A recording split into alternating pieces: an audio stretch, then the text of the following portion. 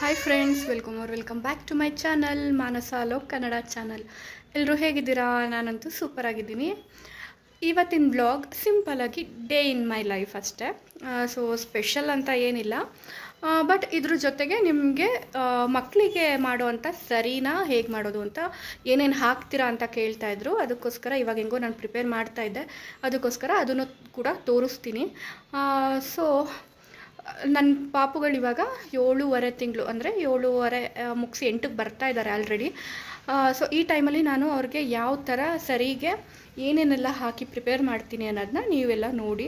ಹಾಗೆ ನಿಮ್ಮ ಮಕ್ಕಳಿಗೂ ಕೂಡ ಅದನ್ನೇ ಥರ ಮಾಡಿಬಿಟ್ಟು ತಿನ್ನಿಸ್ಬೋದು. ಲಾಸ್ಟ್ ವಿಡಿಯೋದಲ್ಲಿ ನಾನು ಆ್ಯಕ್ಚುಲಿ ಮಕ್ಕಳುಗಳಿಗೆ ಊಟ ಮಾಡಿಸ್ತಿದ್ದನ್ನ ಹಾಕಿದ್ದೆ. ತುಂಬ ಜನ ಕೇಳಿದ್ರು, ಏನು ಅಷ್ಟು ಇಷ್ಟಪಟ್ಟು ತಿಂತಾರಲ್ಲ ಮಕ್ಕಳು, ಏನು ಹಾಕಿದ್ದೀರಾ, ಸ್ವೀಟ್ ಏನಾದರೂ ಮಿಕ್ಸ್ ಮಾಡಿದ್ದೀರಾ ಅಥವಾ ಏನು ಅಂತ ಕೇಳ್ತಾಯಿದ್ರು. ಸ್ವೀಟ್ ಮತ್ತು ಸಾಲ್ಟ್ ಅಂತೂ 1 ಇಯರ್ ತನಕ ಕೊಡಲ್ಲ ಅಂತ ಅಂದ್ಕೊಂಡ್ಬಿಟ್ಟಿದ್ದೀನಿ. ಸೊ ಸಾಲ್ಟ್ ಅಂತೂ ಹಾಕೇ ಇಲ್ಲ, ಶುಗರ್ ಕೂಡ ಯೂಸ್ ಮಾಡಿಲ್ಲ. ಬಟ್ ಆದ್ರೂ ಅಷ್ಟು ಟೇಸ್ಟಿಯಾಗಿದೆ. ಅದಕ್ಕೋಸ್ಕರ ಹೇಗೆ ಮಾಡೋದು ಅಂತ ನಿಮ್ಮೆಲ್ಲರ ಜೊತೆ ಶೇರ್ ಮಾಡ್ಕೊಳ್ಳೋಣ ಅಂತ ರೆಡಿ ಮಾಡ್ಕೊಂಡಿದ್ದೀನಿ. ಅದನ್ನು ಕೂಡ ನೋಡ್ಕೊಂಬರೋಣ. ಈಗ ಸದ್ಯಕ್ಕೆ ನಮ್ಮ ಮನೇಲಿ ಏನು ಆಗ್ತಾ, ನಾನು ಮಾತಾಡ್ತಿರೋದನ್ನ ನಿದ್ದೆ ಮಾಡೋದು ಬಿಟ್ಟು ಕೇಳಿಸ್ಕೊಳ್ತಾ ಇದ್ದಾಳೆ. ಅಮ್ಮ ಏನೋ ಮಾತಾಡ್ತಾ ಇದ್ದಾರಲ್ಲ, ಏನು ಅಂತ ಅಳ್ತಾ ಇದ್ದವಳು ಸುಮ್ಮನೆ ಆಗ್ಬಿಟ್ಟು ಕೇಳಿಸ್ಕೊಳ್ತಾ ಇದ್ದಾಳೆ. ಇನ್ನೊಬ್ಳು ಆಲ್ರೆಡಿ ಮಲಗಿಬಿಟ್ಟಿದ್ದಾಳೆ. ಟೈಮ್ 12:30. ಸ್ನಾನ ಮಾಡಿದ್ಮೇಲೆ ಇವತ್ತು ಮಲಗಲಿಲ್ಲ, ಅದಕ್ಕೆ ಈಗ ಮಲ್ಕೊಂಡಿದ್ದಾಳೆ. ಹಾಯ್ ಮಾಡು ಎಲ್ಲರಿಗೂ. Hi friends. ಚುಟ್ಟು ಓಯ್ ಹೇಳು ಹಾಯ್ ಗಾಯ್ಸ್. ನಾಚ್ಕೋಬೇಡ, ಹೇಳಿಲಿ hi guys, welcome back my mummy's channel. Hi ಮಾಡು.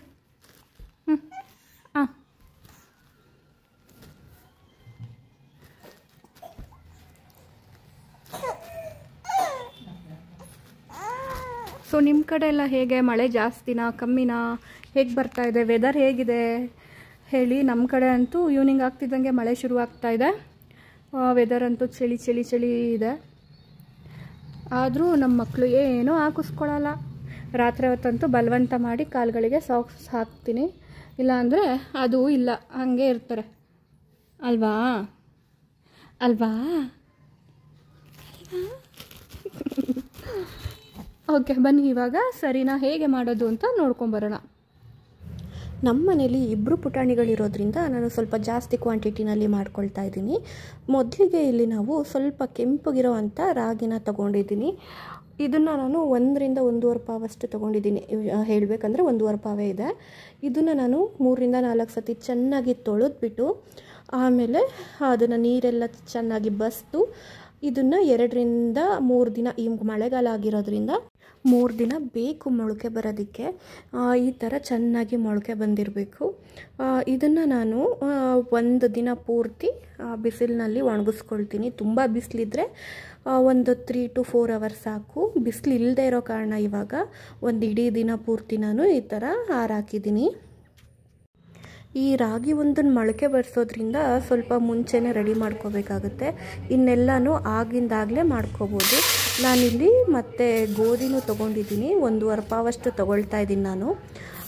ಈ ಗೋಧಿ ಜೊತೆಗೆ ಸೇಮ್ 1.5 ಪಾವಷ್ಟು ಅಕ್ಕಿನ ತೊಗೊಳ್ತಾ ಇದ್ದೀನಿ. ಆದಷ್ಟು ಎಲ್ಲನೂ ಈಕ್ವಲ್ ಕ್ವಾಂಟಿಟಿನಲ್ಲಿ ಇರೋ ಹಾಗೆ ನೋಡ್ಕೊಳ್ಳಿ.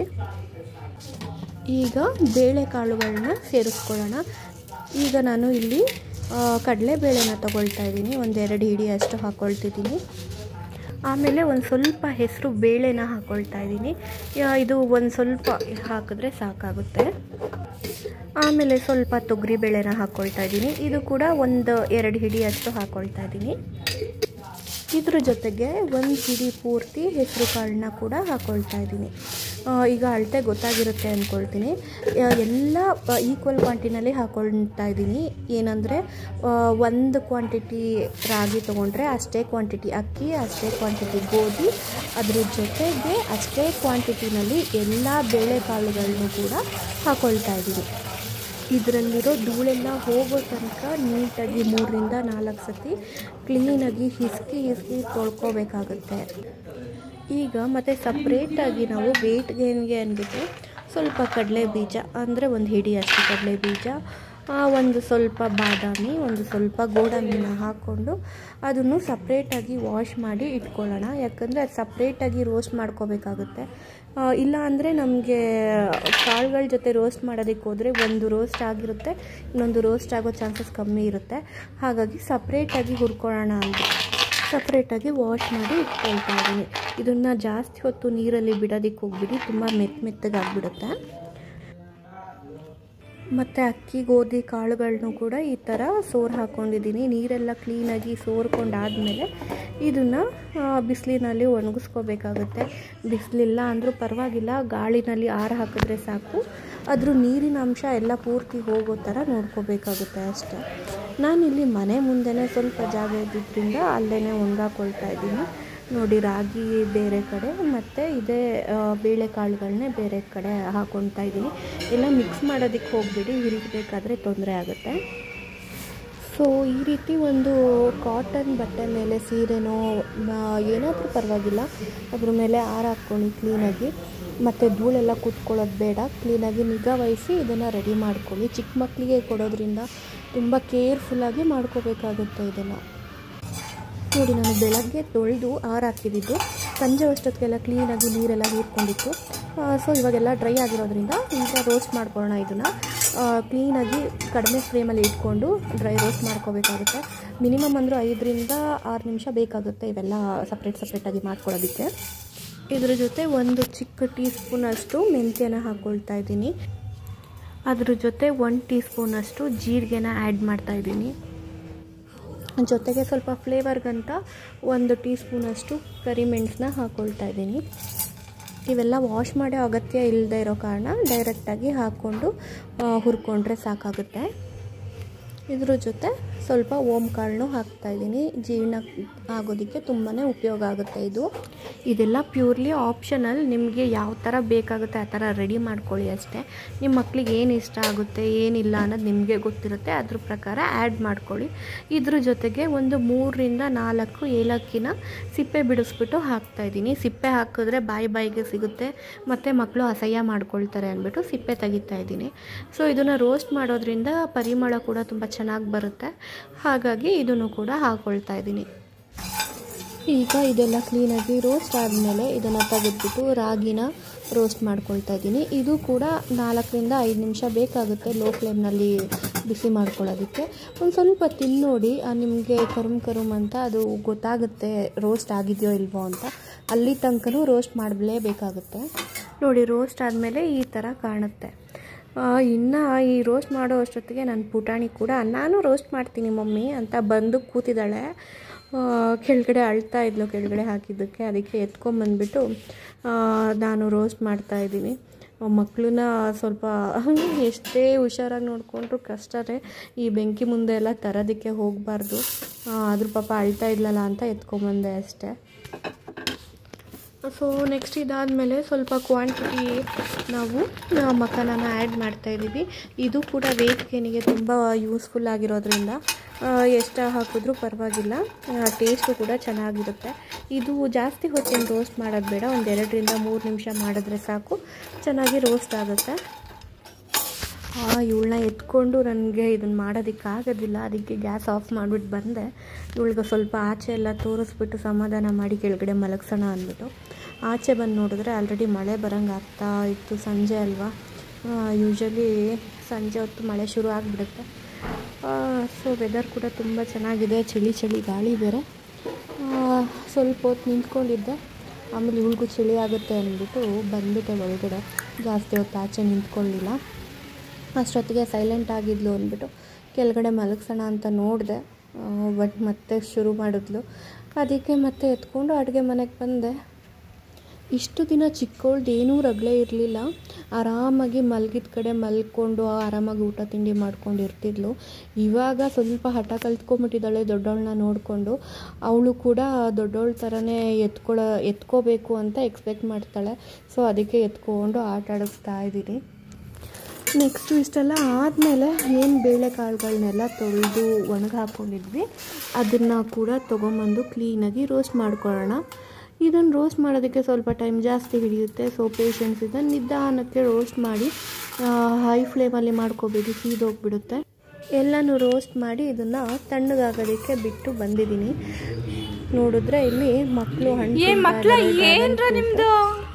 ಇವ್ರ ಮುಖ ಕಾಣ್ತಾ ಇದೆ ಅಂದರೆ ನನಗೆ ನಗು ಬರ್ತಾ ಇತ್ತು. ಇದನ್ನು ನಾವು ಆ್ಯಕ್ಚುಲಿ ಫಸ್ಟ್ ಟೈಮ್ ಕೊಡ್ತಾ ಇರೋದು ಮಕ್ಕಳಿಗೆ. ಏನೋ ಇಷ್ಟಪಟ್ಟೆಲ್ಲ ತಿಂತಾಯಿದ್ರು. ನೋಡಿ ಡೈಜೆಸ್ಟ್ ಆಗುತ್ತೋ ಅಥವಾ ಏನಾದರೂ ಅಲರ್ಜಿ ಆಗುತ್ತೋ ಫಸ್ಟ್ ಟೈಮ್ ಕೊಡೋದ್ರಿಂದ ಸ್ವಲ್ಪ ಭಯನೇ ಆಗುತ್ತೆ. ಬಟ್ ಇವ್ರು ಆಟ ಆಡೋದು ನೋಡಿ, ಬಟ್ಟೆ ನೋಡಿ, ಮುಖ ನೋಡಿ ನನಗಂತೂ ನಗು ಬರ್ತಾ ಇತ್ತು.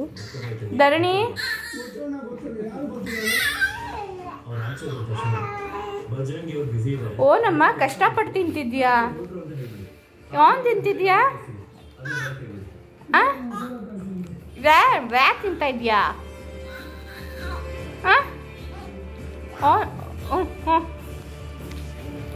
ದರು ದಾತು ನೀನೇನು ತಿಂತಿದ್ಯಾ?